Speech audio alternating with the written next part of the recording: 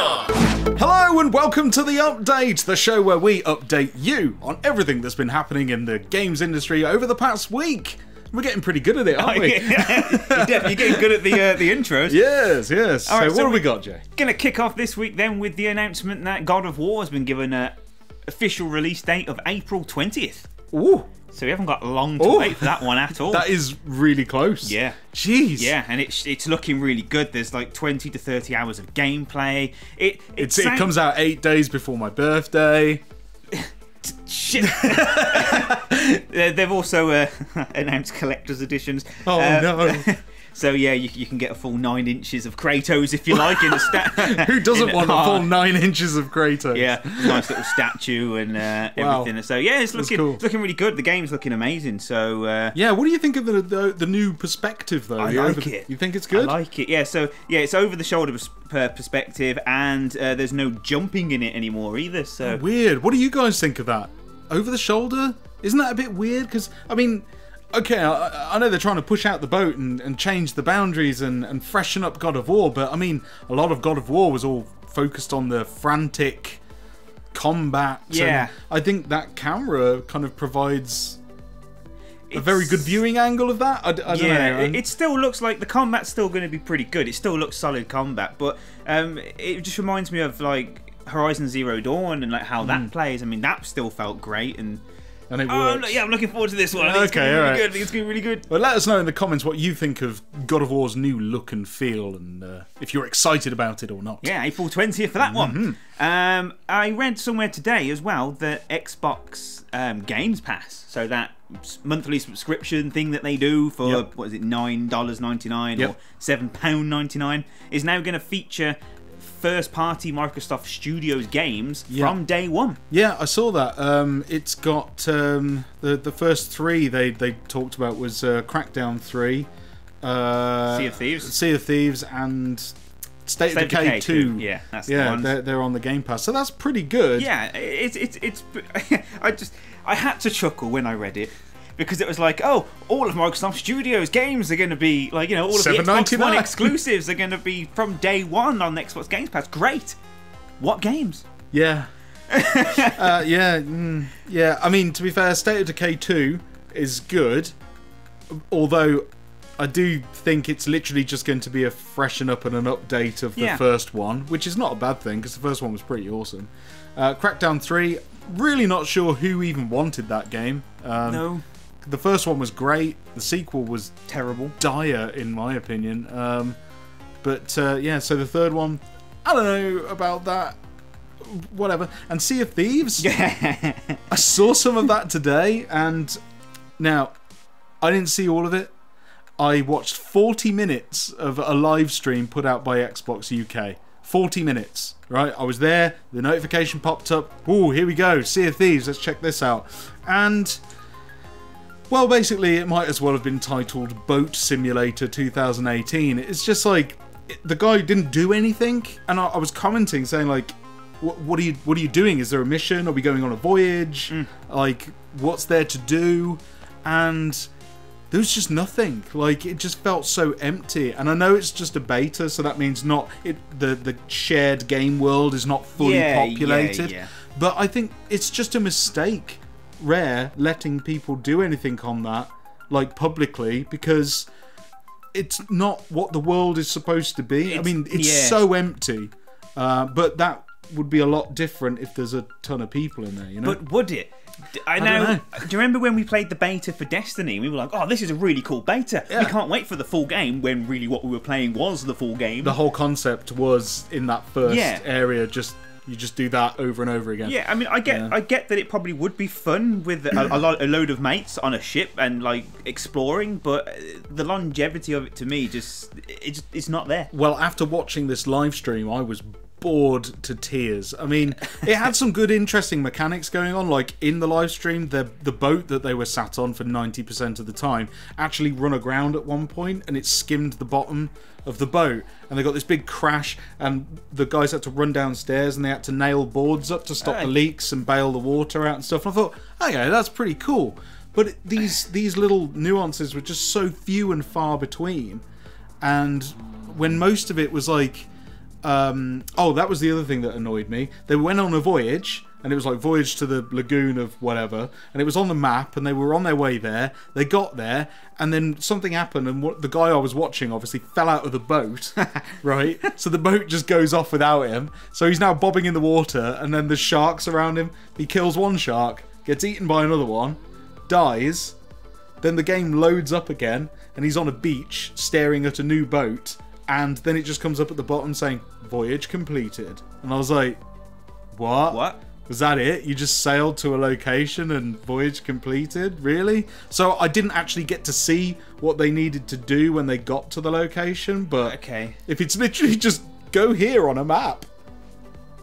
I just remember, I think it was at E3 when they showed you, it wasn't really gameplay, it was more of like a constructed like demo. Yeah. And that's all they did. They went to an island and dug up this box, and that was the end of the demo. That was more eventful than the 40 minutes that I watched. I mean, and it's great when events are scripted, it works really well, and the game works. But when it's not, and it's open world, like it is, and how barren it is, it's very difficult to get immersed into it. Yeah. So, I don't know about that one, but let me know what you think about Sea of Thieves in the comments below, and if you think it's going to be a good old seafaring adventure with your mateys, or it's just going to be Rare's long and pitifully painful suicide letter to the industry. Yeah. I think it's going to be one of them ones that just crash and burn and gets forgotten about after 6 weeks. But, maybe they can keep it fresh with like fresh content all the time. But even with Destiny, we've seen how a constantly evolving game can either work really well or fail miserably. So, epically. And Destiny is really having trouble at the moment. But we should move on in the news. Yeah, I'm going on a rant about Sea of Thieves. Yeah, so let us know in the comments if you're playing the closed beta, what what your experience has been. Yeah. Me personally, I'm going to wait till all 3 games are out and pay $7.99 for 1 month and play all 3. Consumer advice here. It's a good idea. So yeah, moving on. There's talks of a Duke Nukem film in the works, and John Cena is in negotiations to play John Cena to play the Duke himself. Yeah, just what? Why? I don't know. I mean, there has been rumours of a Duke Nukem movie for a long time, and rumours of a game for a long time. We're still waiting for a proper one. Steady. Now, like, I actually when Duke Nukem was kind of like on the down low, you know, kind of like it wasn't on the radar at all. I actually penned a Duke Nukem script for a movie. Wow. With the idea to pitch it, I'll have you know. And it was a full script, full story and everything, and I think it would be amazing. So I want to see what they do with this movie, and then I'm going to compare it to my script. Okay. Because that's what I'm interested in. But I think it's going to be good. I think, no, it'll be good. It'll be stupid fun. Let's be honest. It's going to be stupid, but that's what Duke Nukem's about. The most things I've heard, though, is why John Cena? But what I say to that is, who else would you get to play Duke Nukem? I'd love to hear your suggestions, because John Cena's a good one. He fits the role, really, doesn't he? Yeah. You think about it. Yeah, I think he could play it well, but I don't know, like, who would you pick? Have you got... If someone was to play Duke Nukem in a movie, who would you say? If it was back in his heyday, I'd say Arnold Schwarzenegger. Yeah, I mean, that's kind of who Duke Nukem was loosely based off anyway, wasn't it? It was like a chauvinistic American Arnie, basically, wasn't it? So, I don't know. Interesting, but let us know who you'd get to play Duke Nukem in the comments. Yeah, let's just hope Gearbox aren't planning on releasing a game alongside the film. Yeah. We move on to PlayStation now, and they have announced a new line of products that they're doing, and these are little collectible figurines that are like amiibos, but they don't act as amiibos. They don't do anything other than look really pretty. But they are, at the moment, the ones I've seen pictures of Kratos, Crash Bandicoot, there's a couple more as well. Hiachi from Tekken. And they look really like... They're about that big. They're really cool little detailed little figurines. And they're only going to be about £8 each. I don't know. I mean, for £8, like £2 more, and you can get a an amiibo with a chip in it that does loads of cool stuff. Could do, but for the collectors out there, and for me, I'm going to waste a lot of money on them. But you know, they look really cool. They out March 23rd. Oh, okay. And are they sold in sets or separately? Separately. Yeah. Okay, like in the little blister packs. Yeah, exactly. Cool, just like that. They might do other ones later on in sets, but at the moment there's only the 4 that I've seen. March 23rd is when they're out, and they're going to be sold exclusively at Game in the UK and GameStop in the US. Nice. So that's looking really cool. What character would you like to see as a figurine? Hello. Now, are they're PlayStation exclusive? It's PlayStation, yeah. So maybe character? Aloy from Horizon again, because I mean, I just love that game. And the fact that they haven't done that already. They might have done. That might be the 4th one that I can't think of, but there's definitely 4 that I've seen. Yeah. So yeah. I can't think of one myself. I'm trying to. Oh, perhaps one of the guys from The Order. Oh yeah, that would be pretty cool. Yeah, or maybe a set of them, like all of them, or the characters from the game. Yeah, that'd be really cool. Just trying to think. Is there any others? PlayStation exclusives. Let us know. Who you'd like to see in a figurine. Your favorite PlayStation character. Yeah. Let us know in the comments. Yeah, that's pretty cool though. Yeah. Not only that, they've announced that they're doing their own sneakers as well. I saw this. Yes. Nike. Yeah, so they've teamed up with Nike and popular basketball player, his name escapes me, Paul George. He's designed these sneakers with PlayStation, and they've got the PlayStation logo on the one shoe, and they light up as well, they're don't like the blue pulsing like you get when you turn on the console. That's what it kind of mimics. Yeah. And not only that, on the one shoe, there's a code that if you put it into your PlayStation, you get a free a theme for your PlayStation that kind of mimics like the style of the shoe. Now these are out on the February the 10th. I think the website I checked out, it was an American website anyway, but apparently it's launching on February 10th. It's a limited collection. They're $110, which is a bit steep. Well, it's not too bad for shoes actually. I've seen them go for a bit more than that, but February 10th, limited edition. You can guarantee the scalpers are going to be all over those. Oh, yes. And you'll see them on eBay the next day for 4 times the price. But enjoy the pictures. That's what I did. I was like, I'll never own these. No. But I'm going to enjoy these photos. But yeah, and also they said that the battery's not replaceable, but will last for 150 hours in the lights in the tongue. I'm trying to think how long you wear shoes for. I don't know. I've had this pair of boots for like 2 years. Do you think they've got 150 hours worth of use? I don't. Well, yeah. It's got to be. I wear them like 9 hours a day at work. Yeah, I guess, yeah. Yeah, that'll rack up pretty quick. But that's not walking on them though, is it? I showed the light would only be if you're walking on it, or is it's just on constantly. Oh wow, It's got 3 settings. It's on, shoes with 3 settings, off, or pulse, and that's it. So I'd be interested to know if it's 150 hours if the lights are constantly on, or does that get doubled to 300 hours if it's in pulse mode? Yeah. Anyway, yeah. Well, yeah, shoes. Good. Would you buy some shoes? Like PlayStation shoes? I mean, I know they look cool in pictures and stuff, but when you actually think about physically wearing them, do you think people would just take the mick out of you? I don't know. Probably. Would you wear the shoes? Let us know. Crystal Dynamics have added more members to their ever-growing development team for this new Avengers game. Ooh. They have hired new talent from Visceral Games, Sledgehammer Games, and Monolith. Whoa! This alongside Naughty Dog, who they hired last month. So crikey, there's a pretty good team that they're building for this Avengers project. I mean, it's going to be good. Oh, it's going to be epic, considering the people that they're getting and the teams that they're getting together, and it's going to be published by Square Enix too. So they've got it's like a dream team, it's like this super group of game developers are coming together, and it's going to be amazing. Square Enix have said that they're going to release more details on the game later this year, so expect E3, I think, is when we're going to hear from that. Absolutely. But it's sounding exciting. Awesome. And I just want to finish off this week by saying still no Resident Evil 2 news. The 20th anniversary has been and gone, and we've heard nothing new of the remake. Table flip. I was kind of, I called it, man. I said, like, we're gonna hear something on the 21st. I mean, the planets were aligning, their Facebook profile picture was changing, and there's been lots of stories like with the director from the game has done loads of interviews, like reminiscing of his time working on it. He's even said that he's the the team that are helming the remake are good friends of his, and he's told them that, you know, he's not worried about them because he knows they're going to do a great job. Yeah. But nothing. Not even a screenshot! Nothing at all. Well, keep your eyes peeled for Resident Evil 2 news.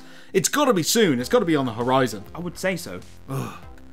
You know, no, just let us know in the comments if you heard anything since this video has been recorded, because, you know, it'll be nice to read back on those comments. Yeah. Is that it for the news? That's it for the news! Alright, well, we've got to the part of the show where we read out your comments from last week's show. So, Jay, who's our first commenter? Okay, so William C5233 is in there first. He says, "You had me laughing so hard at that Harry Potter joke." Was it Havana Kedavra? It's something like that. Yeah. I went, yeah. I know what you mean. Yeah. He says, Metal Gear Survive, no thank you. I don't own an Xbox One, so I can't sell you on any games. And the Tales games that he'd recommend is Zestiria.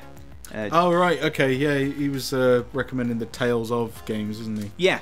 So Tales of Zestiria. So on that recommendation, I will go out and buy that and then play it. Give it a shot. He says he also recommends Zestiria, so I might have to get both of them and give them a go. You sold two. Yeah.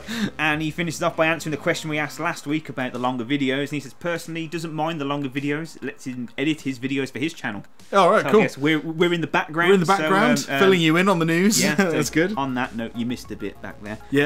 Go back and tidy that up. Yeah. But thanks, Will. Thanks for your comment. Cheers. Cookus Nerdy Corner next. Hey, how's it going? The biggest crime that Metal Gear Survive has committed, in my opinion anyway, is not having the Metal Gear name in the title. So I guess it's by having the Metal Gear name in the title. Yeah. It's not having Metal Gear name in the title. It's having microtransactions or needing a constant internet connection to play. Yes, I agree a lot with that. I just think that people in general would be more accepting of this game if they tried to not hash it onto an already popular franchise. It just seems that's how they're marketing it. It seems like it's like would you take away anything to do with Metal Gear Solid, and would people play this? Yeah, I don't know. I mean, I'd like to say no, but this just seems like Konami's answer to Fortnite. Yeah. And they're hopping on that bandwagon. Yeah. However, they did start developing it before those came out, but I guess. But it just seems like they've just put Metal Gear Solid now on it because they can. Also interesting to know, I didn't know this, is that the story for it is canon. No. Say it isn't so. It's set in between Metal Gear Solid Ground Zeroes and Phantom Pain. The plot is a wormhole opens up in the sky and absorbs the old mother base and find a world full of zombie-like entities known as creatures. That's creatures. Wow, that's so inventive. Yeah. So I can't even. The more I hear about it, the worse it gets. But it's only £20 so I'm tempted. That's no excuse, I'm tempted Jay. to get it just to laugh at it. I don't know, man. No, because I'll get it and I end up liking it, and then I'll have to shoot myself. I'll quit the game industry right here. Just tear your controller in half. Yeah. Off we go. Snap. That's it. I'm going to take up knitting. Also recommending Tales of Symphonia. Oh my god. Okay. Well, there's so many Tales of games. Yeah, I know, right? I'm gonna have to get them all, ain't I? Yeah. Thanks for your comment. Cheers. Thank you. Gracer Basilio next. Gracer, what's up? What's your thoughts on the new Tomb Raider movie? Oh yes, with Alicia Vikander or something like that. Vikander, something like that. Yeah. Yeah. In my opinion, it kind of reflects the game really well. So it looks like they're sticking really close to that first Tomb Raider reboot. The reboot they did, yeah. But I gotta say, I'm gonna be controversial. I don't like who they picked to play Lara. I don't like her. I'm not a fan of her. I don't know. I think she fits the new Lara. She's better than Angelina Jolie. Is that who plays it? Yeah. Better than her. Yeah. Definitely.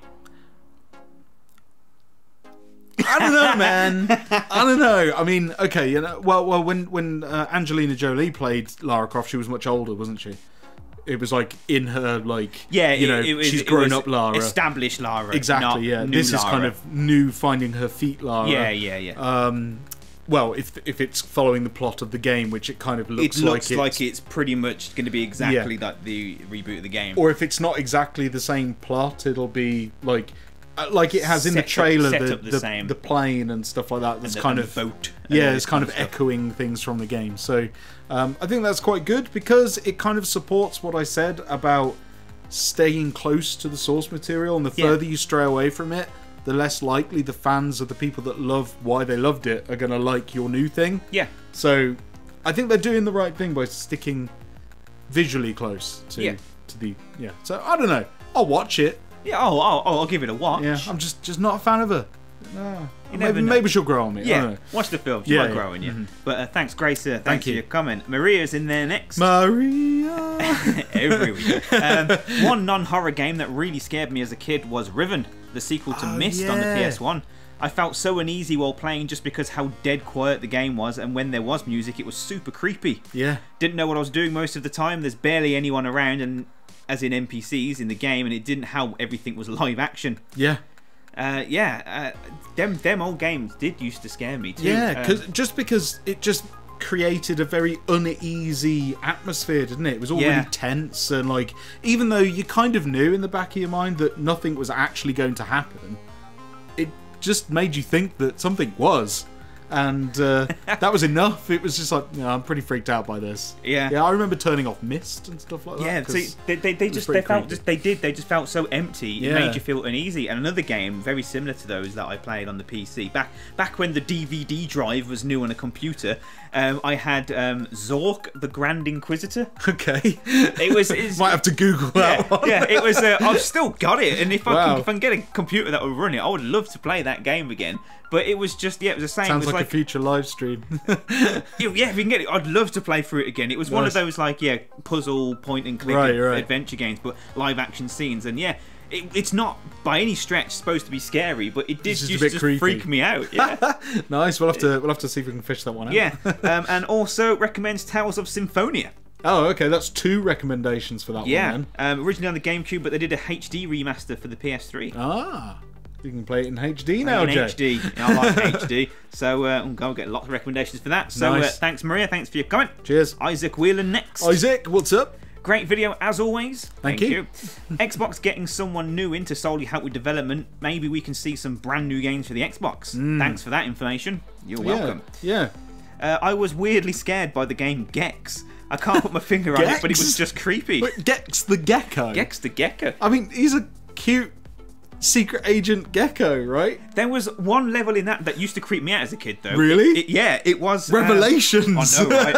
It was... the Chinatown level. Okay. And you had to fight this China dragon on top of a building using a cannon. And it was like snake-like, and it used to freak me out. I have no idea why, but it just used to really weird me out. Brilliant. Okay, has anyone else played Gex the Gecko? Did it freak any of you out? Let us know in the comments. Probably not. Also, Isaac prefers the longer videos. It's almost like a TV show. Oh, nice. Almost. Almost. Not quite. Not quite. You're not quite there yet. Yeah.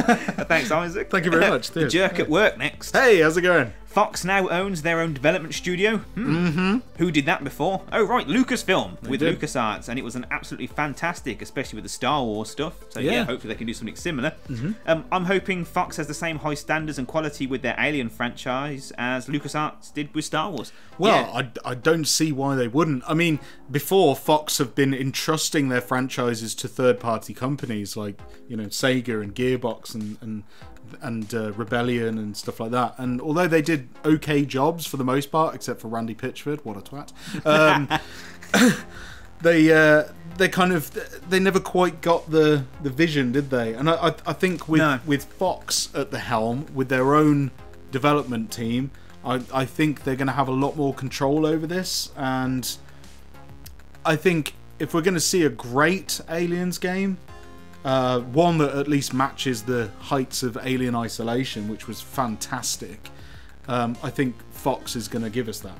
Hopefully. I don't know, they've got some pretty good support with the talent that they've hired up for this new development house, haven't they? Yeah. So I mean, they've got experience with Bioshock Infinite and a couple of other big titles. So I think it's in good hands. It's in their hands. So that's good. Yeah. Right. Yeah. I'm really hoping they can't. They can't mess it up again. No. They no. I mean, look. They know what can be done. And I'm pretty sure anyone at Fox is going to use Alien Isolation as a benchmark to at least match when it comes to fear and tension and stuff like that. So if they can at least get that, then I think they're laughing. Yeah. Combine that with what Colonial Marines should have been, and you've got a winner. Oh, yeah. An absolute winner. Absolutely. Yeah. I'd like to see a heavily story-driven Aliens shooter with perhaps a mixture of, like... Can you imagine if, like... Alien Isolation was it started like Alien Isolation, yeah, and then kind of as the game progresses, the infestation gets worse and more aliens come, and then the Marines come in, and then it turns into more of a shooter. Yeah. So it's kind of, you're getting a flavour of both stealth and fear, and then you get to fight back with some heavy weaponry and some Marines. I think that'd be pretty cool if it was broken into sections or like flip that. it. So you start with all your team on the ground, you're shooting aliens, and it's just like, and you're doing a good portion of the game like that. And then you escape back to your ship, but as always in Alien, one follows you back, and then it's just you alone on the ship with this alien, and you got to try and figure it out, and all of a sudden you become the hunted rather than the hunter like you've been for the rest of the game. See, that's good, you know, just those kind of, or do all of that. Yeah. You know, like keep flipping it back and forth throughout the game experience. That'd be fantastic. Fox, if you're listening, please. You can have those for free as well. So I really hope they're not going to mess this one up. Yeah, hopefully not. But thanks, Jerk at Work. Thanks for your comment. SVM is in there next. SVM. And we've got a bit of an essay from them. Power phrase, Jay. Power phrase. This is a long one. It is a long one. He used to be an insider with IGN about 3 years ago. Which an IGN insider? Yeah, which is quite an interesting story. It's an exclusive here on the show. Basically, the summary of this is about Xbox and their maintenance schedules and all their updates that they were doing for the Xbox One. So I mean, we reported on when it was launched. Yeah, and basically it said it reminds him back of the Xbox 360 days. That apparently they were planning on putting more time into an update, but then they decided not to because lots more games would be delayed. So it's just like now it seems to have flipped. So they wanted to do a lot on the Xbox 360, but decided not to because games would be delayed. And now it seems like they don't care about games. They're just developing the hardware and constantly changing, like... Yeah, altering little bits here and there. Yeah. So they've just got it, this generation, they've just got it all wrong. I think so. I mean, when we look at it, the Xbox One X kind of should have been the console that launched. I feel that feels like, you know, a better product, a next generation console that should have been launched back when this weird in between console was launched. Yeah, you know, it's like, shit, we haven't finished. Just put it out. Just put it out in a box. It's fine. Just put it out in a box. We'll release a smaller one later that's better. And then we'll release the Xbox One X after that because that's what we really want to release, but we can't yet. Yeah. That's what it feels like. I mean, maybe it's partially due to technology moving so fast these days and prices, like on the consumer level. I mean, God knows. I mean, what did the Xbox One X retail out? $499? It's like 500 quid, £450, £500. Yeah. Now, if that technology... And if they released it back when the Xbox One came out, I mean, maybe it would be just too much for the consumer. You know, it probably would have been £700-800. Maybe, I don't know. Like, I don't know how like technology moves price-wise, but I know it's like we have technology that's like 10 years in advance, but we can't afford it. So they kind of, the military's got it and NASA's got it at the moment, but we won't see anything like it until like 10 years later. Yeah, it'll filter down to the consumer level. Yeah. So,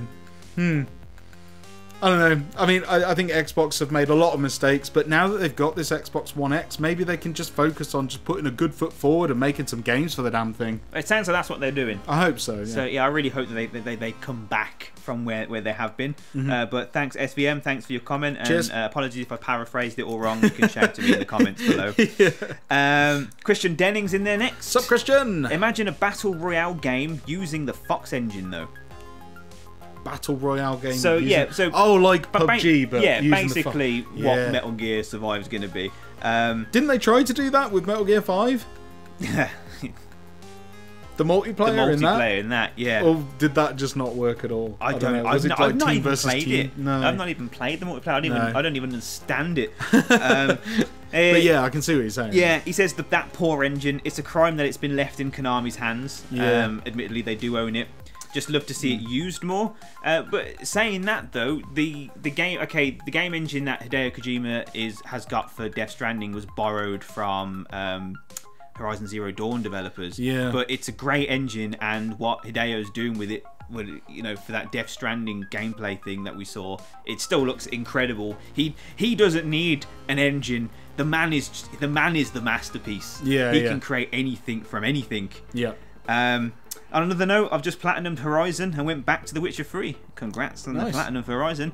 The Witcher feels horrible to play now. The controls, camera, character response feel awful and no fun to play. Oh no! Have you guys ever experienced this? A game ruining another when directly played after said initial game?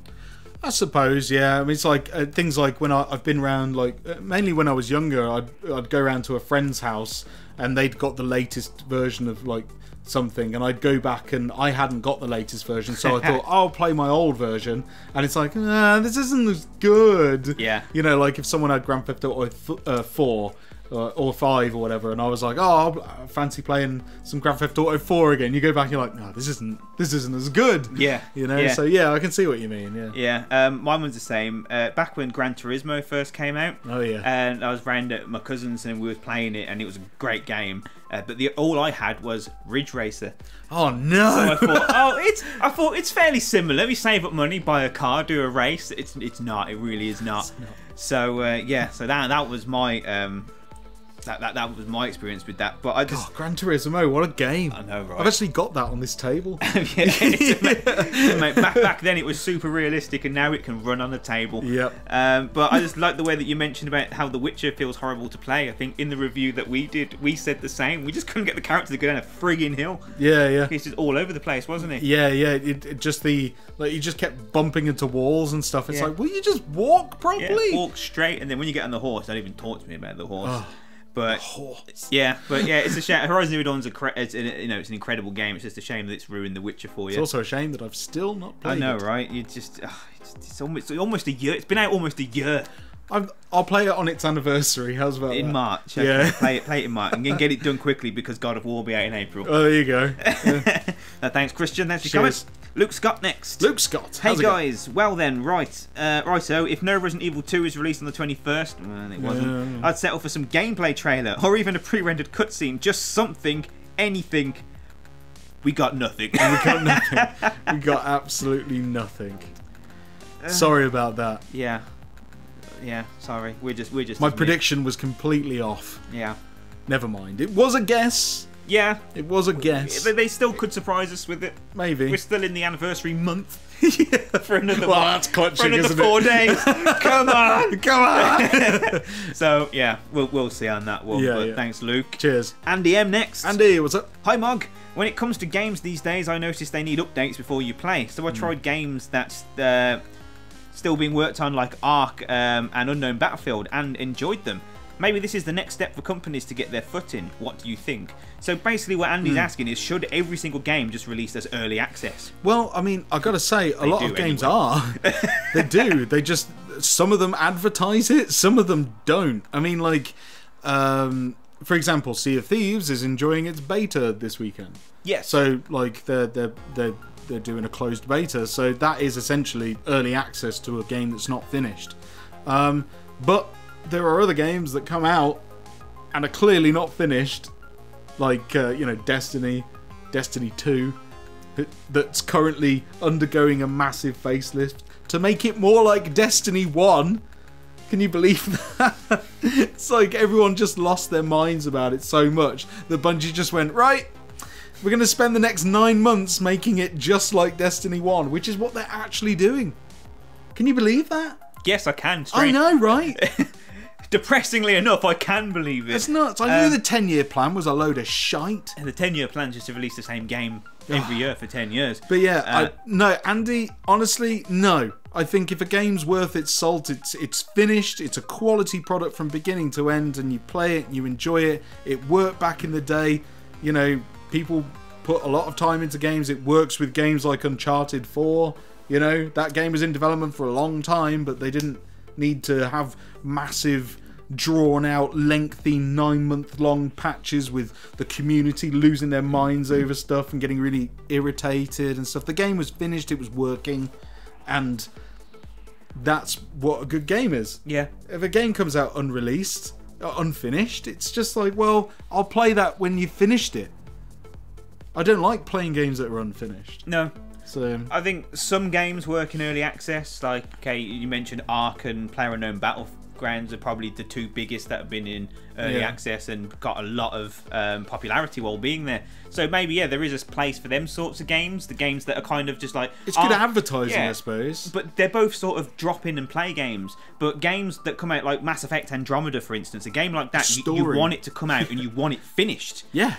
Not a buggy mess that, oh yeah, we'll fix it later. Yeah, we'll put the voices and the animations in later. It's like those horrible animations in Andromeda. Oh, it was shocking. Bad. But the other thing is, early access games come out at an early access price, and that's the price you pay. Even when the game releases, actually releases, you still get it because you're in early access. Yeah. You don't have to fork out full money for it. Some games do that well, and others do it badly. Like, isn't Ark like $49.99? Yeah, okay, Ark did it badly. I know, it's like a full price game, but it's not finished. And it's the problem here is, I feel that some games just get caught in this, like Destiny, it's a perpetual early access. It just never ends. Yeah. It's always in an early access state. People aren't happy with that. People aren't happy with that. They're trying to fix this. Fixing that breaks that, and it's now unbalanced, so they've got to fix that. And it's just one snowball of shit. I don't like snowballs of shit. Do you like snowballs of shit? I don't think so. No. No. But there you go. That's our thoughts on it. What did you guys think? Let us know in the comments. But thanks, Andy. Cheers. We're almost there. A few more comments left. Right. Hydro1988 says, where did you get that awesome PlayStation zip-up hoodie? Oh, you were wearing that in the last episode, weren't you? From Game. Game. There you go. Simple. Game in the UK. They're doing it.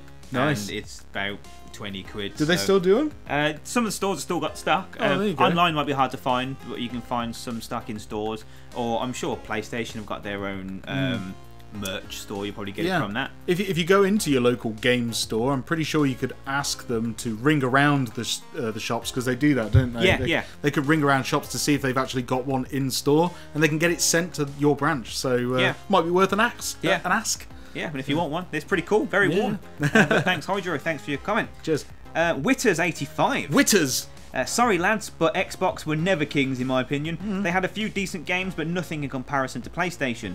It's all about Sony exclusives this year. They're the only people willing to still push single-player games over the lootbox-ridden crap devs are putting out nowadays. Now, I agree with you. Yes. On some points. But no, PlayStation, back in its heyday, like PS1, PS2, fantastic. No one could beat them. The Xbox original came out, and it was kind of like, yeah, it's something new, but it's not found its feet yet, and PlayStation 2 was still kind of kicking its butt.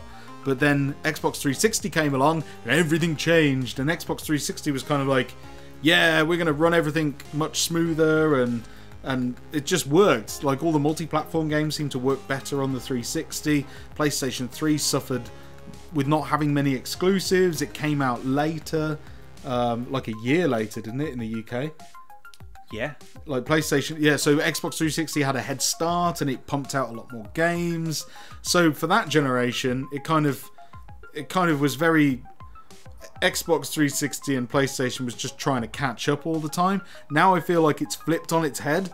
So like Xbox One doesn't seem to have many exclusives at all, and PlayStation 4 have learnt from their lesson of PlayStation 3 and gone, we need so many exclusives, it's unreal. Yeah. So they're just pumping out quality stuff all the time and getting imported games that aren't available on the Xbox One. Just shove it on there, just get it over there.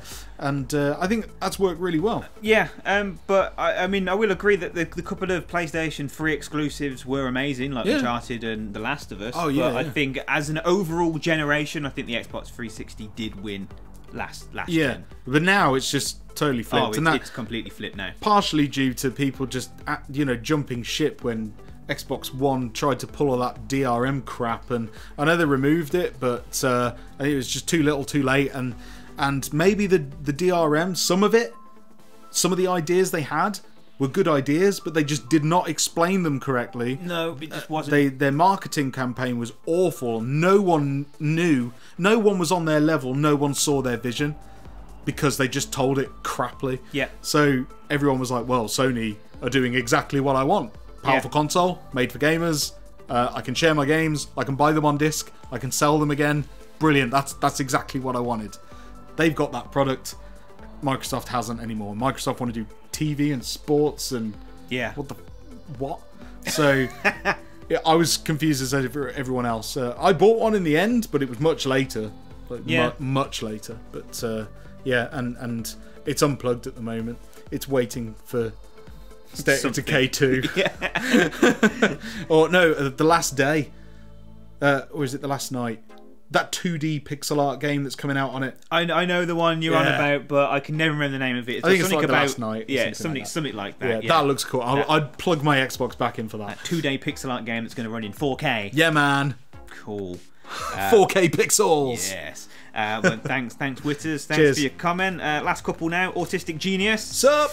I'm loving all the remasters on the PS4 as I came to gaming quite late and missed out on a lot. So it's good for people like that. Yeah, totally. Currently playing through Akami on the PS4, great game, and loving it. I think it would be great to possibly separate news, as this could be a great way to enhance your social media presence on Twitter or Facebook, as you deserve more followers. Oh, thank you. Apart from anything Resident Evil related, what would you like remastered? Oh, I don't know. I think I'm past the remastering phase now. However, I will take, if it's on the table, I'll take a remaster of Dino Crisis. Yes. I'll take a remaster of Silent Hill. Yeah, the first one. Yeah, I'd take a remaster of that. What else would I take a remaster of? Ooh. Actually, Final Fantasy VIII. Yeah, that would be good. And I'm going to go for an odd choice from Hudson. Ooh. I'd like a remake of Gun Valkyrie. Oh, wow. Yeah, you remember that? I remember that. Yeah, I quite like that. It was like it's arcade bug shooting action, and it's kind of like, I guess, kind of like what Earth Defense Force is, but I felt it was much more polished. And it was hard. It was difficult. It was definitely difficult. I remember that I couldn't get past. I think the first level was in that canyon, and even that was friggin' difficult. Yeah. I could get like to about the 4th or 5th level, I think. This level with a tower in the middle, and it got really hard. But yeah, I'd take a remake of that, or at least a sequel. Yeah, maybe Xbox can do that. There's some good ideas. But I was just thinking of games like they don't make games like that anymore, do they? No. Well, I don't know. Dark Souls is a nice hard challenge. Yeah, I guess. You know, but a lot of the, gaming's just swooping to the trends nowadays, and people want battle royale games. So that's the flavour of the month. Yeah. So they're gonna churn out a ton of those in various different shapes. What's gonna be next? Yes. Yeah. But he finishes by saying, P.S. Whenever I type comments on here, I read it back. I hear Jay's voice. I do apologise. Yeah, it's become a tradition now, hasn't it? Yeah. But thanks, Autistic Genius. Cheers. Last two now. David McIntosh. What would you guys say if Resident Evil 2 remake was episodic? I would say no. Shut the front door. No, never. Get out. Come back and try again. No. If they make Resident Evil 2 episodic, there'll be grounds for a divorce. No, don't even. No. We're going to mention it next time on Resident Evil 2. Ada, wait! Yeah, last time on Resident Evil 2. Ada, wait! Oh, Leon. So, no, I want a full game that you can play start to finish. If they could release a full game in 98, I'd like one now. Yes, that would be very nice. Lovely. Thank you very much. Also going to live love you. Love. And lastly, David Reynolds is in there. He's in there. He saw the Facebook post. And he posted, hiya buds, send your Facebook post, so I knew I had to come post early. Nice. Good man. Right, on to the question. So I was wondering, with gaming being the biggest earner by far from music, films, TV, etc., what do you think why more new companies haven't invested or came into developing and publishing aspect? I just think it's strange that we haven't seen loads of new entries recently, considering how massive the business area is now. Besides one or two new amazing games, why do you think a lot more startup or thriving businesses in or around this area haven't or don't want to try and get in on this action? One word. Money. Yeah. Pretty much the big companies like EA, Activision, insert publisher here, Ubisoft. Yeah. You know, they kind of have the monopoly, and whereas like before, like the gaming industry was kind of a vast array of various different companies and publishers, but slowly over the years they've been whittled down into the people that have amassed the most monopoly on the whole situation, and they've built their empires by buying up smaller publishers. So like Psygnosis and stuff like that, like I know this is going back quite far, but like they got like liquidated and bought up, and other companies just keep closing down and being bought, and the talent moves on, and basically they just keep buying and acquiring these things, and it's just survival of whoever's got the most money. So I guess there are new developers / publishers that do make it big on the indie scene. I mean, Minecraft is a perfect example of an indie success story that's kind of since been bought by Microsoft. But there you go. They're just another one. Yeah, buying them up. I mean, if Mojang decided to develop more than just Minecraft, you know, if they made a ton of games, maybe they have. I don't know, but they did make another game. They did. Okay. Yeah. Well, you know, then, and if they didn't make the sale to Microsoft and decided to start taking on other developers to make games that they could publish, then maybe that could have worked. Yeah, they could be a big studio now themselves. With something like Microsoft coming along and saying, hey, I want to give you a check for $2.5 billion for your Minecraft game. You'd be like, yeah, that's cool. Take it easy. Have it. Take it. Yeah, it's fine. Yeah, so off we go. As far as new companies, I don't think we're going to see many of them, but we're seeing a lot of like indie developers, so like bedroom developers or people that are self-publishing games, releasing something good, and then, as we said, they just get absorbed by a bigger company, which then eventually gets absorbed by EA, usually. So that's just the way it goes. It's just always just going to be, there's going to be like little things here, but they're always just going to be absorbed by the bigger boys. And also, especially in this generation, when games take so much to make, if a movie production company wants to make a video game based on their movie, like Star Wars, for example, they're going to go to the big boys. Because it's trust, it's numbers, it's like they've got proven sales records and all this kind of stuff. So they're not going to go with a relatively unknown publisher. They'll go to someone that's well established. It's like, we want you to make this game, pick the team, do it. And they can. Yeah. So it's difficult. It's difficult. It's not saying that anyone couldn't rise up in the future, but I'd say the industry now is just so consolidated into a system that works for the top people. Yeah. That it's kind of indie and AAA is completely separated now. I mean, before, kind of on the PlayStation 1 era anyway, there was a lot of, like, the games were just basically, everyone can just, you know, anyone could start up a company and just make a game, and anyone could throw it on the console, and it was really good. It still required money and time and stuff like that, but a lot more people could do it. Nowadays, it's like AAA companies make the AAA games, indie devs make all the smaller indie games, so it's kind of there's paralleled but there is that indie AAA that coming up the middle, and they're showing that they can create amazing games for a fraction of the price and a smaller team. And those are the people that I find are most passionate. Yeah.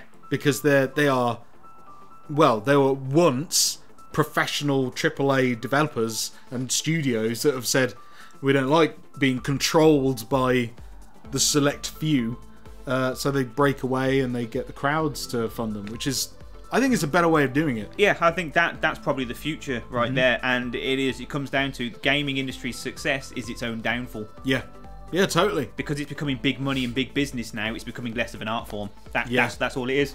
That's why the indie teams and the once big developers now relying on their fans to make new games, I feel they're coming up with much more compelling experiences. Yeah. And the AAA market is kind of taking those good experiences and just pumping money into them and developing new ones. Yeah. But based on indie games. So we've seen it countless times. Time and time again. Yeah. Time and time again. And he just finished off by saying, thanks, can't wait to see the monthly update soon. Oh yes, Project Level, month 3. That'll be out on February the 1st for everyone, and a little bit earlier for anyone that's on Patreon, who's following us on Patreon. So if you'd like to check out the Patreon page, the link will be in the description below. So yeah, check that out. But I'm gonna live love you. Live love. Thanks, Dave. Thanks for your comment. That's awesome comments. That's it. Yeah. We've got to the end of another update. Whew, fancy that. That was a long one. It was a long one. It was a long one. But thank you so much for joining in. Thank you so much for commenting and watching. And if you like the video, don't forget to hit the old like button and subscribe if you haven't already. And if you'd like to leave us a comment that we'd read out in next week's show, then please do that down below. And as always, I've been Brent. I've been Jay. And we'll see you in the next video. Bye-bye. Bye-bye.